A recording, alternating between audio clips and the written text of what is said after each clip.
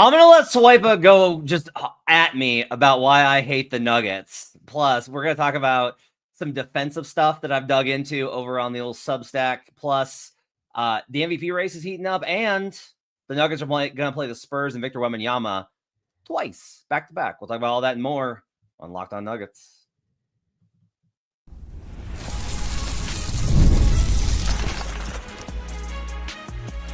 You are Locked On Nuggets, your daily Denver Nuggets podcast. Part of the Locked On Podcast Network, your team every day. Welcome to Locked On Nuggets, your daily Denver Nuggets podcast, part of the Locked On Podcast Network, your team every day.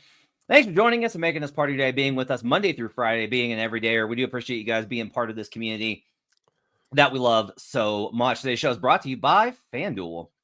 The NFL playoffs are almost here for some teams, but it's not too late to get in on the regular season action with FanDuel, because right now new customers can finish the season strong with $250 in bonus bets if your first $5 bet wins. Visit FanDuel.com to get started. My name's Matt Moore. You can catch me on Locked On NBA Monday through Friday. Had a great show today with Doug Branson and Hayes talking about all sorts of stuff. I ranted about the NBA putting Thunder Celtics on Sunday on League Pass. They just bumped it to NBA TV. We talked about the Jimmy Butler nonsense, all sorts of cool stuff. Make sure to check that out. I'm joined by Swipa. You can find him on Twitter and on his YouTube page at SwipaCam. I think Swipa's post-game shows are among the very best of anybody does on post-game instant reactions. Like, one of the reasons that Adam and I started doing shows later was because we found that our post-game shows were too reactionary. And like, I think it's probably still true. Like, we started doing them here on the show because people really want the post-game reaction. But like, I do find that my takes are always better after about 12 hours to kind of settle down and reassess things from a distance. But Swipa does a really great job about doing them like in the moment, in reaction, has like a very clear view on things. So make sure to check out his stuff at youtube.com/SwipaCam and on Twitter at SwipaCam. Swipa, how you doing today? Oh, it's a great day. It's a great day. We're in the new year, 2025, and the Denver Nuggets, they're 1-0. They're undefeated in 2025. And you know what, Matt? Any day to make content with you, it's a great day. So I'm glad to be here. Glad to be here. And our teams play each other fully healthy. Everyone's going to play on Sunday. Yeah. So look, this is for the championship, for all the marbles. Yep. You know, I don't know. You know, I just hope Carson Wentz can hang. That's really all I can hope for. Yeah, that game is really funny because somebody was asking like, well, don't you want to lose so you can knock the Bengals out? And I was like, no. And they're like, why not? And I said, because F the Broncos. That's why. And you know what? That's a sign of respect. I don't care about the Chargers. I care about you. So like, that's a sign of respect right there. Not just because I live here. On today's show, we are going to talk about the Spurs. They have back-to-back games. We're not going to do a post-game show on tonight because I think I'm running out. Ryan's running out. We're going to do a show tomorrow after the second Spurs game, and we'll talk about them as a set of the two games.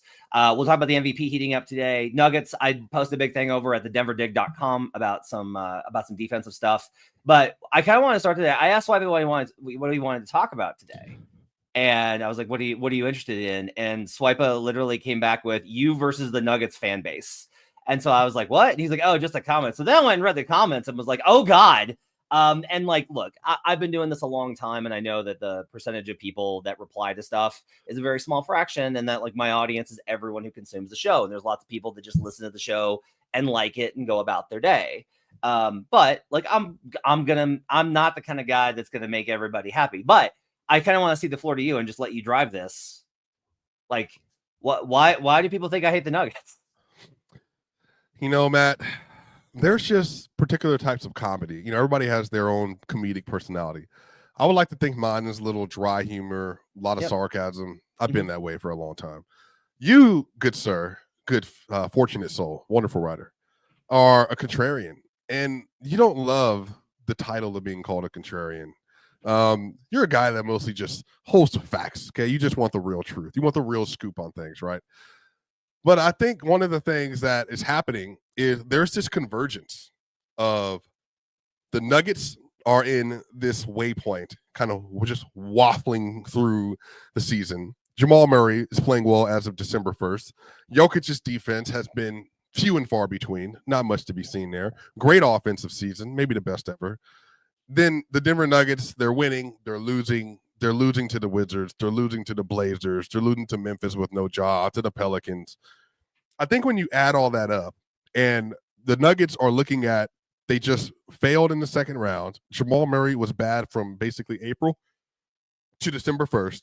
And everybody's like, trade Murray, can't trade Murray. I don't want to trade MPJ. I love MPJ. Zach LaVine's a worse player than MPJ. Doesn't make sense. And then I'm like, well, no, not exactly. And then here's Matt kind of hovering above it all. Memphis Grizzlies supporter that you are. You hold this very seminal point in kind of the Nuggets universe where you really do try to be as objective as possible. But when you and I will have our little tussles, fun tussles, and you'll go back and forth about Jokic, and then you'll hit me with oh, it's so hard. The NBA is so hard, Swiper.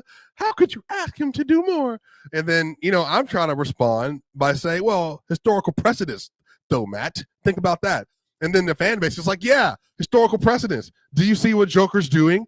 Do you watch it every night? And then they're like, of course he can't play defense. He's exhausted. Okay, he's averaging 30, 13, and 10. He's shooting 50% from three, Matt. What else do you want? And then here comes Matt. Well, Dame Lillard went through the same thing, all this other stuff. So I think what happens is Matt's normal comedic delivery would work championship year. Or maybe the Nuggets are meeting expectations. It's like, oh, that's funny. That's hilarious. Oh, wow. Great addition. But when the Nuggets are like just kind of swirling around this cesspool of mid-level basketball play and you're being a contrarian, I think it's just like, ugh. It's like the Grinch stole Christmas and you're the Grinch.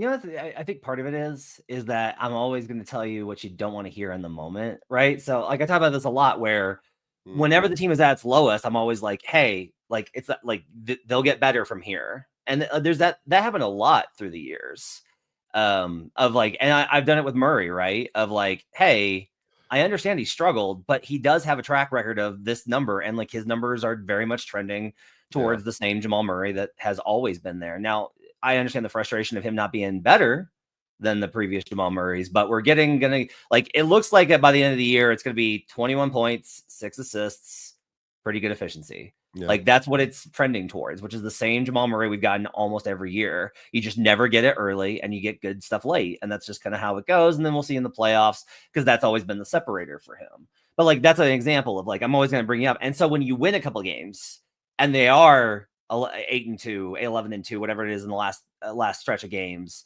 and they've won all these games, then I'm the one that's like, okay, yeah, but like your defense was horrible in that first half.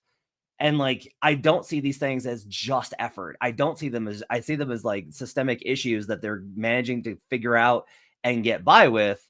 But these are like real problems that they're going to have to address. And when we talk about when people on Twitter try and tear down Jokic, I'm the one that's oftentimes on there being like, hey, you're not considering what he does for his team. Nobody shapes basketball the way that he does. I never thought I would see a more impactful offensive player in my lifetime than Steph Curry. And I think Joker's more impactful. That's wild. That's nuts, considering what Curry's accomplished and what kind of player he is and how I think Curry is a top 10 player of all time. But I genuinely think that Jokic impacts the game more with the way that he does things. On the other hand, when people are like, he's unbelievable, he's perfect, there's no question, he has to be the MVP, there's no doubt about it, I'm like, well, okay, hang on, right? And it's the question is like why I have to do that, and it's not that I have to, because you can just talk about the positives and you can do pretty well. I did kind of have to, and look, this is a very navel gazing first segment, so I appreciate you guys bearing with us. But I do think like part of this is I kind of had to realize in my career that I was never going to be Shea Serrano. I was never going to be Adam Mares. Like I'm never going to be that. I can't be that. I could try and fake it, but to me, that's my contrarianism is more authentic than me trying to fake being positive all the time. So I just try and give you what I'm genuinely thinking about, because I can be right and I can be wrong, but I do the work to try and think about this stuff seriously. Now, the YouTube commenters are very, very adamant that my voice is the worst thing about me. I don't get to pick that. I can't talk like this. It doesn't sound good. I can't do it. So I'm kind of stuck with this voice. And that's the best I can do on that one. Can't change that I'm bald. Can't change that I got a whiny voice. It just kind of is what it is. Well, no, true. You actually could go to Turkey and could fix the baldness, but that's besides the point. Yeah, man, I think you're obviously one of the best at what you do. I think for me, this whole season is the culmination of stress, and I think Nuggets fans will agree. It's stress. I think everybody is at the wit's end, and I think they're at their wit's end because Booth is stressed, Malone is stressed, Jokic is stressed, Murray, I don't think he's stressed. I think he feels like this is just a part of the process. I think everybody from the ownership to the front office to the fan base feels this tension of we have to win another championship. Yeah. We want to win another one this year, but do we have what is needed in place to win another championship? And I think the Nuggets fans are watching. They only have had one generationally great player ever. And I think the Nuggets fans are just like, we have to do whatever we can to maximize this moment. So they feel like it's slipping away a little bit. But, hey, they're on the up and up. Maybe they do end up winning a title this year. Yeah. And this is why I was like so adamant in the preseason about this year's going to be hard, and it has been. But I will tell you right now that I do genuinely think better times are ahead. And I don't mean Ryan's kind of like Ryan said he's a little bit resigned to how this team is, and I'm not. I still think this team can compete for a championship. I'm still of that mindset. On the other side, let's get back to basketball. Let's talk about some defensive stuff. I dug into some things on the Denver Dig. You can find a link in the description. We'll talk about that. We'll get Swipe's thoughts on it as well as we continue here on Locked On Nuggets.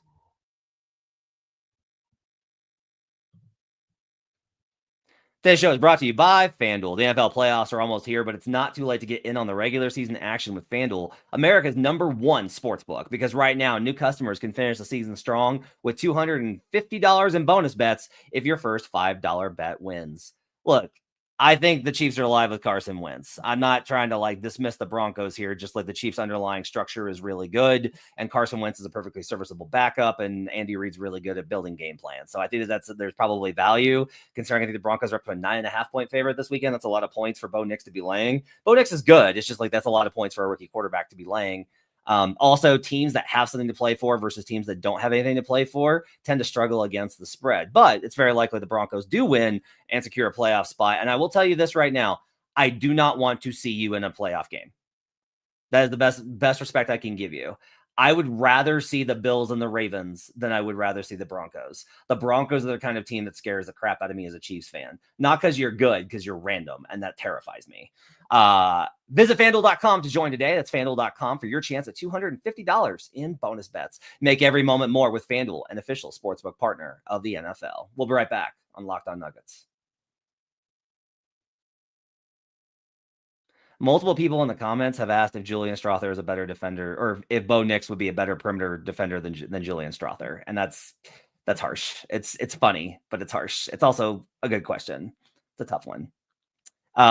Back here on Locked On Nuggets. Thanks for joining us, making us part of your day. Appreciate you guys being with us here on a Friday. All right. So I wrote a big article. I've been working on this for a while. And what I wanted to do was I wanted to take a look at, okay, they made this decision to let KCP walk for the second apron and retain Christian Braun. And what's been the impact of that? And the results have been, and it's like a really complicated thing here. And you need to dive into a lot of the details. And I tried to. I'm probably going to make an edit because I need to go back in and be like, I really need to stress how good that Christian is in isolation. Christian's a phenomenal defender when he's got guys one-on-one on an island. Like if the Wolves matchup is fundamentally different with Christian Braun as your primary #1 perimeter defender versus Anthony Edwards than it was with Kentavious Caldwell-Pope. And because the Nuggets lost to the Wolves, everyone's like, well, KCP doesn't matter because we need to beat the Wolves because we lost to the Wolves. And I'm always like, no, you're going to face all these different teams. You got to be able to guard a bunch of different ways. The crux of the article is kind of this.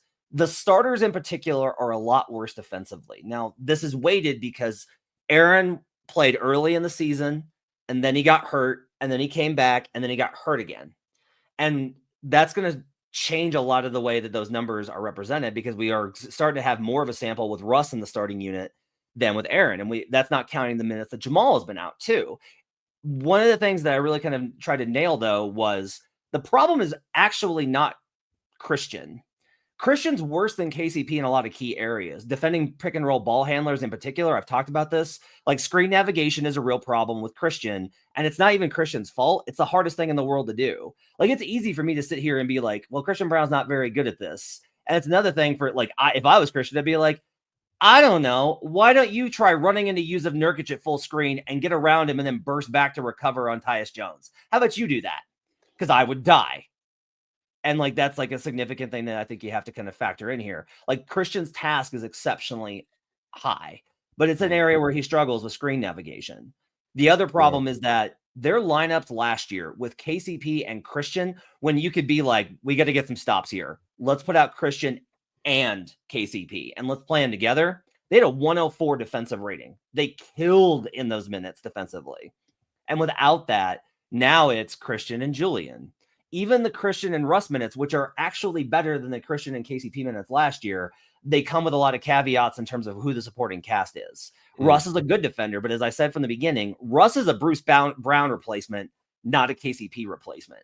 And so what this kind of comes to is we're back to a thing that you've been saying for weeks, Swipa, which is if the Nuggets are going to make a trade, I continue to believe that Zach LaVine is not the move, not because he's not a good player, not because he wouldn't make the team better in some aspects, but because their biggest need is a perimeter defender. They need a point of attack defender who can navigate screens. And even if that guy is worse than KCP, Christian has stepped in to fill that KCP void in terms of quality, but they need somebody to do the KCP things at a worse level, even at a worse level, but a better one than what they've got right now. Yeah, I think the biggest thing that I've noticed and that we talked about repeatedly is just they do not have the personnel to execute the scheme that they want. And I think that was probably one of my biggest criticisms of Booth in the offseason, given that if you're going to replace him with Christian Brown, well, Christian Brown functionally is a different kind of defender. And I think that the Nuggets have proven that if you put athletes around Jokic and athletes especially that can move, that can guard, that can run, Jokic can win with him, especially. You know, I always go back to this game, Matt. Again, it was 105-91, and it was 2022, the December game versus the Memphis Grizzlies. They did not have Porter. They did not have Murray. They started that game. It was Bruce Brown, KCP, Christian Brown, and Aaron Gordon. And all they did was absolutely lock up. And that shifted their season. And from that point on, they finished the year with a top 7 defense the rest of the way because they found a formula that worked. And I think Jokic and the team has proven that if you give him defenders and cutters and slashers, they can make up for a lot of the spacing issues by the movement, and at least in the regular season. But I think like really the biggest thing is that if you give them competent POA defenders and players that can chase and players that can rim protect in different ways, either rim protection by not allowing you to get in the paint, rim protection by contesting, or rim protecting by actually blocking the shot. There are so many things that the Nuggets are lacking in right now, and especially when it comes to guarding the three-point line and then also guarding the rim. They just do not have players that are committed enough, one, to the scheme, but then two, I think that have the skill sets to be able to do that consistently. So that's kind of where I am with the way the team is kind of flamed out. Now, I do think they'll get better defensively as the year goes on, but I don't think they're going to have the leap they've had the last 2 years. Remember, 2 years ago, they were top 5 for a majority of the last 40 games of the year. 1 year ago, they were top 8 for most of the year, but they were as high as 3 at one point in time defensively, and then number 2 in the clutch. But again, even if you and I think the best approximation for this, Matt, the Chicago Bulls in the 2020-2021 season, they had the number 1 defense in the NBA. Remember, it was Vooch, DeRozan, LaVine, but they were mostly being anchored by Lonzo Ball at full health and Alex Caruso. Yep. For me, that's the vision. That's the scheme they have to have. And I do think Christian can slot into that, but I do think they need someone who's objectively better at the things Christian is not good at to be able to supplement the things he does really well, which is defending in one-on-one isolation versus bigger guards or bigger wing level players. Because he's a really good rebounder. He's very strong at the point of attack. And I think he can do a lot of different things that your KCPs, your Gary in the seconds, your Derek White, like certain players like that, they're clearly missing the POA defensive anchor that I think revolutionized where the team is. I think KCP last year, you just saw because of his movement, how smart he was. And even, Matt, you remember the Boston Celtics game in Denver in March? Mm-hmm. Remember, they would pre-rotate to everything, and KCP was lights out at reading any of those passes across the middle you could throw. And that functionally shut the Celtics offense down for stretches of the game. They just don't have that. Like, I think if I asked Christian, I wouldn't ask him this because I think it's a weird framing. But like, if I think if I asked Christian, like, hey, who's a better defender right now? He'd be like, it's KCP. He's like, KCP. He's like, because he's just been in the league so long. Right. Like, that's the only.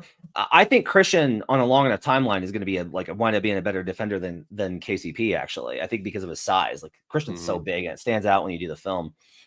Something interesting with. So they have the 27th ranked pick and roll defense. Yeah. And I've been really kind of diving in on that. What's interesting is they're playing drop. I had somebody run the numbers on Second Spectrum. With Yoke, they're playing drop about 3% less this year. That's not a huge drop. Like, that's not, pardon the pun, but like, that's not a huge drop in percentage of time in drop. But it's like a notable one that they're not playing more drop this season. What I think is really fascinating, though, they run drop 67% of the time, 63% of the time, I'm sorry, with Jamal. They run it 80% of the time with Christian. Yeah. So what they're saying is Christian's a better perimeter defender, so he can get over, and we're going to let Yoke rest and drop on those sequences. With Jamal, because Jamal's a smaller defender and not as good of one, we're going to play at the level. And that's how we're going to attack this. And I think that's like a very interesting balance, especially given Christian's kind of struggles there. But even then, like, Christian's better than Jamal is at getting over those screens. And there's also a good chance that Christian by the end of the season is not just good, but like elite in those categories. Like, he can get there as he gets better at this. It's just reps. Like, it's just time. And again, I want to very stress this. That job sucks. Like, you're getting hit constantly by guard. Like, playing, one of the advantages, we talk about this with protecting Jokic by playing at the level. One of the real advantages for playing at the level is also Jamal doesn't have to bust through that screen because he's not trying to chase. He just has to go over the top of it, and then he can contain it because he's got that help to make sure that there's that level of containment there. If you do that with Christian, I'm pretty sure the numbers are going to be great. I haven't run those yet. But like, that's like a really fascinating mechanism. And I'm actually of the opinion, as much as I've been historically anti-drop in all forms, I just think it's a losing form of basketball in the playoffs. I know they won't run it in the playoffs because they know how playoff basketball is. But in the regular season, do you know what playing drop actually helps with? Staying home on shooting. Exactly. You don't have to worry about the backside. Yeah. Right. And so that's like the biggest thing here. And you'll see that in some of the clips is like Michael Porter Jr. stays attached to his man because he doesn't, like, he's just supposed to crowd a little bit. Well, let me ask you directly then. Would you feel like they should do that more, quite simply because giving up that mid-range 2 or potential rim attempt, it just would be more effective for where they are right now than giving up those 3-pointers? So the problem is they do it even with 3-point attempts. So there's a couple of sequences, and I can post the clips if anybody's curious about it, but there's sequences where Yoke actually drops back and the guy it's a side pick and roll, not middle, but side. And the guy just goes to the wing and fires up a 3 uncontested. And there's a bunch of those. Like, Malone calls timeout after one of them where it's Darius Garland. And I honestly am just like, I don't know what you're mad about, because Christian gets over the top. It's empty side to the left, right? Yeah, and yeah. Christian gets over the top, and he's right there, like he's breathing in Darius's ear, and Darius just knocks it down, and Jokic in drop, because if Jokic tries to play up there, then probably Darius is slicing a pass to. Well, yeah. What adjustment would you make then there? Because I've thought about this numerous times. So when the teams, who started this was Harden and Capella, but the second edition was LeBron and Anthony Davis in the bubble. They would run empty side with Jokic when the Nuggets had Paul Millsap, but they fixed it with Paul Millsap, Jeremy Grant. But Jokic in particular, what do you think an adjustment that could be made there when they run empty side pick and roll with Jokic and whoever's at that level, and they don't want to switch? Do you think that they should, like, I guess, would you just give us a switch in empty side and just to kind of live with the one-on-one or live with the post-up attempt? I mean, it's entirely personnel dependent, right? Because there are guys I think that will kill Yoke, and there's guys that I'm kind of like, it's kind of fine if they attack. Like, it's like I think you can live with that in terms of the efficiency standpoint. Like, if DeMar DeRozan wants to switch on Yoke, let him have it. Have it. But if De'Aaron Fox wants it, you do not give that. I think in a playoff environment, a lot of this is about energy management, because I do think that a lot of this is like Yoke is carrying such an incredible burden, and he is playing a ton of minutes, and he has played a lot of minutes. You do have to conserve some of this energy, and play and drop helps conserve that energy. I think in a playoff environment, for me in playoffs, it's always blitz. Like, it's just do it right. Like, almost all of my problems with Yoke, and like, I kind of pointed this out, you can play drop and still contest a little bit, and Jokic just kind of does the did a reach out for the steal. Yeah, little bit of a reach out to deflect it or try and bother him, but they're marginally okay with that. And honestly, though, like if it's a pull up mid range jumper, aren't you okay? Like that was my problem. Is I was like, he's just letting him shoot that, and then I was like, wait, that's a shot you want. Like you'd rather have that pull, even from a good shooter, unless it's KD or DeRozan. Those are the only two that are going to. Yeah, 10 to 15, you live with it. Yeah, you just live with it because it's better than a 3-year layup, and so it's like. I can't really blame Jokic for giving that shot up. I just think in the playoffs, you want to blitz. I just think that when they execute correctly and they contain, it does force that reset, and now they're down on the clock. And what game have they done that well this year? Was it the Clippers game, the last one? Warriors. The Warriors game? They do really well versus they did great versus and contain versus Golden State. And it does show that backs up the idea that this is an effort thing, that in certain games, you will just see Jokic absolutely just he is fired up defensively, and it's night and day. So if we want to, and I get the energy conservation standpoint, so I think that that's relevant. The other thing I do want to note is I've been skeptical at this point. I even said it earlier where I was like, I don't believe they can just turn it on. I think they have systemic issues, and I do think that they do. But I do want to note this. They're 4th in second half defensive rating. All year. Yeah, it's stupid. And there's a lot of noise, I think, in that, but I can't deny it. Like that is a very powerful argument in favor of the Nuggets defense is fine when they want it to be, which is probably the truth of the matter is that even if I think they have systemic issues, if they play to their max potential, they can still cover it up enough and find enough solutions when they want to. So that's well, even the Heat did that though. Like when they won under title runs, I mean, outside of their personnel with Jimmy and Bam, they have never had elite personnel, but they've also been able to put elite units together in playoff settings. Now, a lot of that's Spo, but I do think there has to be a level of commitment to the scheme. And I don't think you always need elite level personnel to do it. But when you have at least 1 or 2 elite defenders, like for instance, if they ran Peyton Watson, Aaron Gordon minutes, you would think, Matt, in those lineups, they would be able to blitz teams and run their scheme to perfection and then be able to run in transition off of that. So I do think they have ways to do it, but a lot of this is going to require Jokic to spend more energy defensively in some games than he wants to.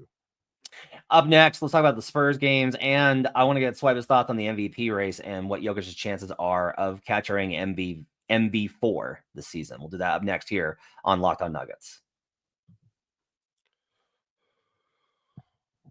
My wife's still on break from CSU, and so she's looking to get some tickets for the Avalanche. And so she's been shot every night she's on Gametime. She's like, oh, we can go to this game. Oh, we can go to this game. Oh, we can go to this game. And they're always great deals. My dad's been looking, and my dad just moved here. He's been looking at going to shows here in Northern Colorado, and you can get shows for Northern Colorado. There's so many great things you can get. I've been looking at comedy tickets because I really want to catch some comedy shows. Big fan of comedy because, I'm so funny. Ha, ha, ha. Recently, I was looking for tickets, and I found them on Gametime Picks. You can find amazing deals, and you can see the seat view before you buy, so you know where you're going to be sitting and what it's going to look like from where you're at. Take the guesswork out of buying tickets with Gametime. Download the Gametime app, create an account, and use code LOCKEDONNBA for $20 off your first purchase. Terms apply. Again, create an account and redeem code LOCKEDONNBA for $20 off. Download Gametime today. What time is it, Swiper?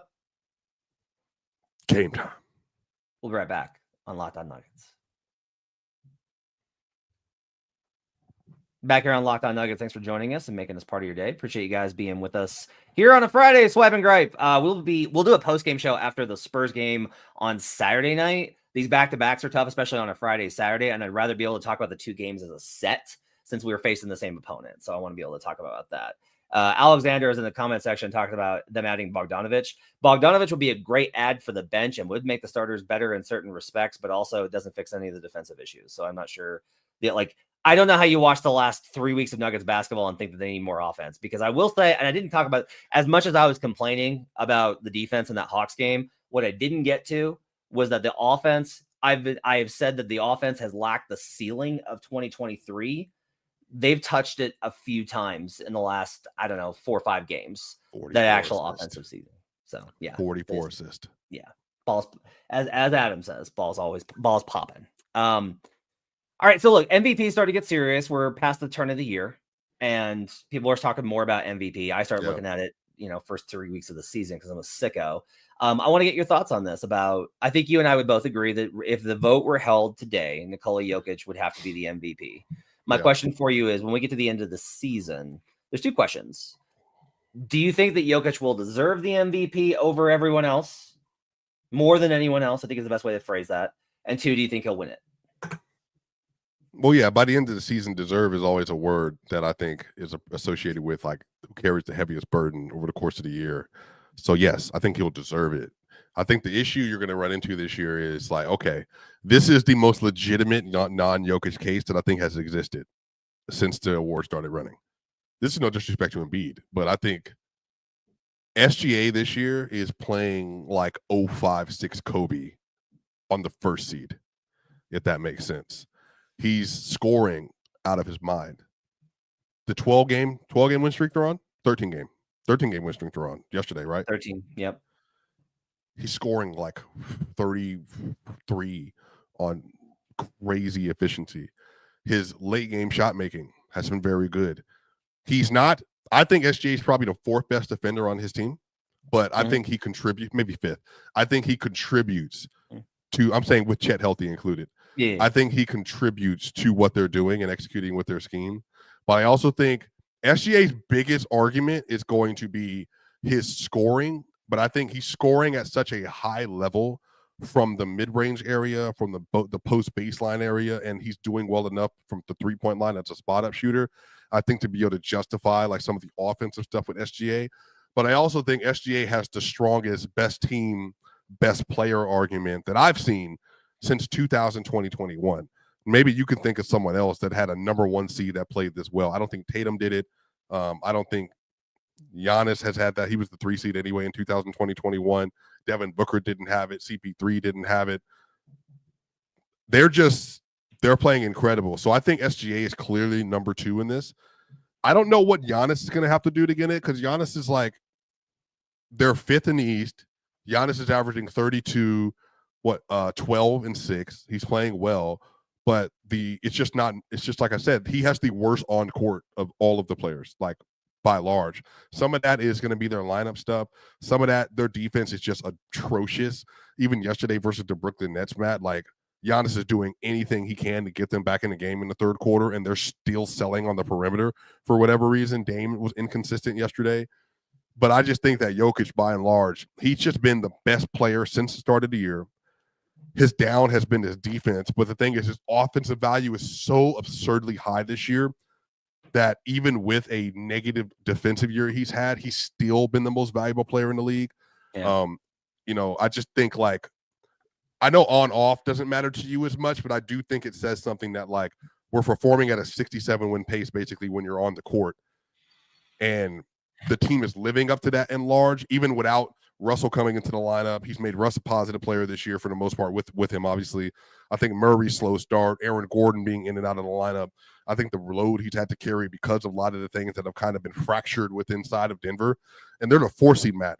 If the Nuggets keep winning, Matt, and they get it to at least the 3 seed, I just think it's going to be really hard to, like, take all the numbers, all the advanced stuff, all the on-court stuff, and they're still palpable winning, and then take the MVP award away from him. Well, let's say there's not a dip, because he's done this for 29 games so far, which is not a half a season, but we're coming up on it. If you're right, if he's a top 3 seed and they win 50 plus games, 50 wins is actually more important to me. If they win 50 plus games and are a top 3 seed and he's at 31, 13, 10, then yeah, no question. I don't necessarily know that he will. I kind of expect some drop off, but Joker surprised me before where I've been like, well, he can't get better, and then he gets better, right? Hopefully he doesn't, just because that means he shouldn't have to do this much. One of the best arguments I think you can make for Nikola in his favor is this: with a minimum of 20 games played, with a usage rate of 20%. So you're taking up 20% of your team's possessions with scoring. It doesn't even include assists. With that usage, Nikola Jokic has the number 1 offensive rating on court in the league. So that means in the area where he impacts the game the most, they have been the best in the league. That's a really tough argument for me to try and get around. Because and when I say that, I'm not saying that I'm trying to, like, find a reason not to say Jokic. I do that with everybody. I attack it from all these candidates from as many angles as I can to see what are the most bulletproof arguments. Like with Shea, a lot of it's like you would go to, you mentioned like he's like probably the fourth or fifth the best defender on his team, but they are a playmaking defense. Giannis is averaging 2.3 steals plus blocks per game this season. 2.3. Shea's at 3.3. Yeah. Like he's at 3.1. I'm sorry. Yeah. So like he's averaging 2 steals a game and 1.1 blocks. And he's really like, he does his job. He definitely contributes enough to that defensive rating, and they've climbed into top 7 offensively. So like they're ticking upwards. Like that would be a balance for me. If if the offense were to click into gear and the Thunder offense finished above Denver's and Shea's offensive rating on court, if the Thunder offense was better with Shea on the court than the Nuggets offense is with Jokic on the court, that would matter to me. Because that's the job. That would be wild, but I don't even know that. I mean, it was 124 with Jokic right now. Yeah, it's 124. Yeah, I mean, it's wild. Yeah. I know, and it seems crazy, but here's the thing: is that OKC shooters haven't been knocking down shots. So a lot of it, when I've looked at the potential assists with Shea, he should probably have more assists right now. And you can be like, "Well, but I'm just talking about Shea right now, right? About if he can gain, because I also don't expect the Nuggets shooters to get better unless they make a trade." And so, from that perspective, I think that they're doing pretty well, and especially the offense is kind of cooking. All that to say. I was 3 weeks ago. I was like, Jokic can't keep this up. The Nuggets are not going to finish as a top 3 seed. Shea's going to win this thing. I'm right now at like, I think this might be a two-man race just because like the Bucks lost to the Nets last night and lost by like 20. Well, they were down 20. They lost by 3. And they're winning. Yeah. And they're winning by like 2 points per 100 possessions with Giannis on the court. And that's not everything. And I think Giannis is amazing, and he deserves to be like saying that Giannis deserves to be without question the 3rd player on the MVP ballot isn't an insult. There's a huge gap between Giannis and Victor Wembanyama and Jason Tatum, who are 4 and 5. Like it's a huge gap, but I don't think he's going to be able to get there. So I do think this is going to come down to like, I don't expect the Thunder to fall off. I don't know if Jokic can keep this up, and I don't know if the Nuggets finish with the top 3 seed. What would be the thing that would be the most likely for Jokic to drop off on? Scoring? 3-point percentage? But the problem is the interior scoring would have to go up too. Well, I think the usage goes down because if they can actually get like his usage is kind of dropped a little bit because Jamal's actually playing like Jamal. Right. And Russ is taking possession. Like here's a good thing to notice. The Nuggets offense gets better as Jokic's usage goes down. Like he's at his best when he's making everybody better. But the problem is like, so if Jokic has the 22-23 for the rest of the year, so he's 25, 12 and 10, but like stupendous efficiency. Is that enough, do you think? But the Nuggets are obviously winning at that point because if he has to take a foot off the gas like that, then I think it is. I think it is enough. I mean, look, if you get past all of my granular, hyper detailed arguments about this, 31-13-10 for the 4 seed in the West. Well, Luka fans are going to be irate at you for saying that, by the way. Why? 34-9-9 at the 4th seed and the 5th seed in the Western Conference. Sure, but like there's so the problem there is there was somebody even better, right? If Shea was at 31, hell, Luka. That's the thing is I thought Luka was going to win this year. If he's going to miss too many games. Yeah. Luka was at 28 after a slow start shooting. He was at 28, 8 and 8. I think Luka was going to finish with like 39 and 9. And that for a top 3 seed, which I think they would have gotten, I think he would have won it over both of them. Like I think we would have looked at it and been like, okay, it's probably Luka because he's got the numbers of Jokic and the wins of Shea, but he's missed too many games, and so that's not going to work out. I'm very consistent on this, which is like the Mavericks, by the way, like were by the time I think did they get the 4 seed? I thought they were the 5.